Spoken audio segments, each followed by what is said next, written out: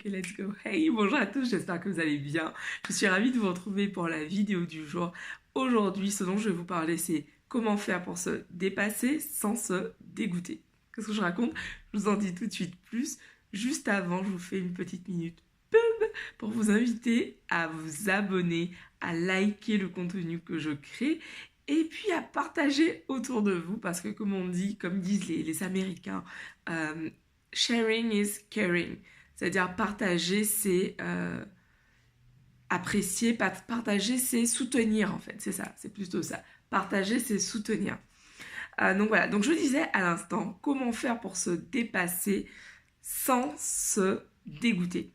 Pourquoi ce titre et pourquoi cette vidéo en fait? Parce que pendant très longtemps, dans pas mal de choses que je faisais, j'avais tendance à y aller à fond, mais d'un seul coup, et à disparaître.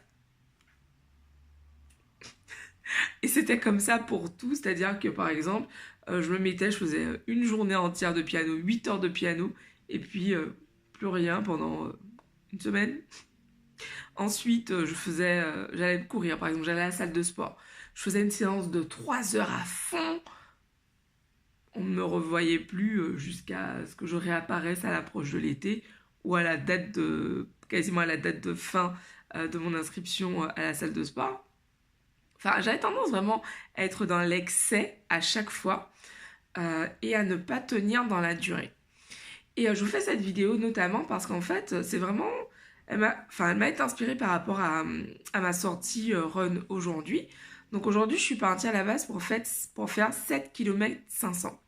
Et j'étais avec une de mes amies qui, lorsque nous sommes partis, en fait, peu de temps peut-être dans le 2e kilomètre, en fait, elle a commencé à avoir super mal et du coup, on a dû s'arrêter. Et donc, on a dû faire une pause, enfin voilà, pour qu'elle puisse...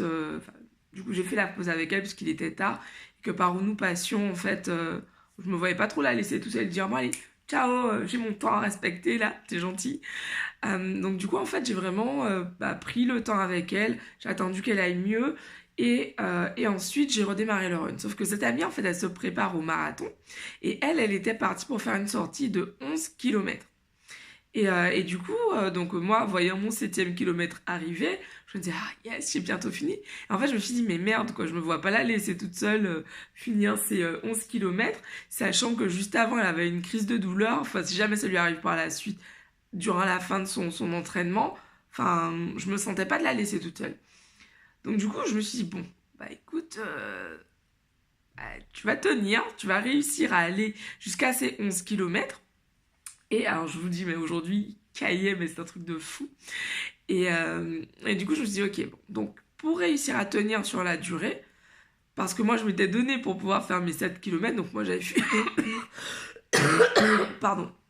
Pour moi, j'avais fini. Donc, je me suis dit, pour pouvoir tenir, ce que je vais faire, c'est que je vais marcher, en fait, parce que mes jambes me disaient, meuf, là, donne-nous, laisse-nous nous reposer. Et du coup, moi, j'étais là, ok, donc pour tenir les 11 km, il va falloir que je m'adapte, en fait. Donc, ce que j'ai fait, c'est que j'ai fait du fractionné, mais du fractionné, enfin, je marchais vraiment.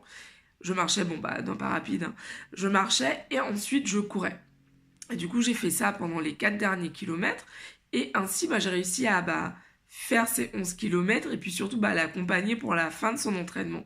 Et j'étais vraiment super fière parce que ça fait des lustres que j'avais pas fait 11 km d'affilée.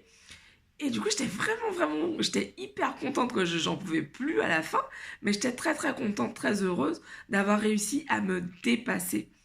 Et ça, j'ai réussi à le faire simplement parce que je l'ai fait de façon progressive en fait. J'ai pas été comme une bourrine en me disant non, je dois courir absolument à fond pendant 11 km, sachant que mon maximum ces derniers temps c'était 7 km. Donc je me suis dit ok, non, je vais faire ce dont je me sens capable, je vais me pousser, je vais aller au-delà, parce que forcément 4 km de plus, je peux vous dire que mes jambes le sentaient à la fin du run.